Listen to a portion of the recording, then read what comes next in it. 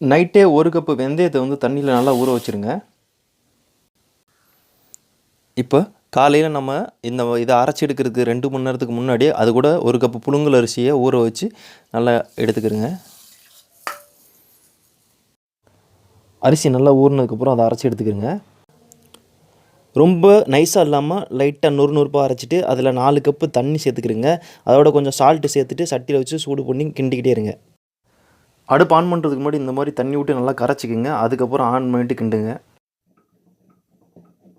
தண்ணியை தொட்டிங்கன்னா கையில் இப்படி ஒட்டாமல் இருக்கும், அப்படின்னா வெந்துருச்சுன்னு அர்த்தம். இந்த வெந்தயக்களி கூட பனங்கருப்படியை வச்சு சாப்பிட்டாங்கன்னா பெண்களுக்கு மாதவிடாய் காலத்தில் ஏற்படக்கூடிய ரத்தப்போக்கு வந்து நின்றும், உடல் சூட்டை வந்து நல்லா குறைக்கும், முடி ரொம்ப அடர்த்தியாக வரும். அதே மாதிரி சர்க்கரை நோயாளிகளுக்கு இது நல்ல மருந்து. டெய்லி கொடுத்தா சாப்பிட்டாங்கன்னா அவங்களுக்கு படிப்படியாக சர்க்கரை நோயும் குறைஞ்சிட்டே வரும்.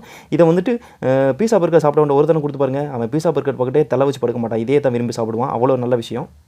ட்ரை பண்ணுங்கள். தேங்க்யூ.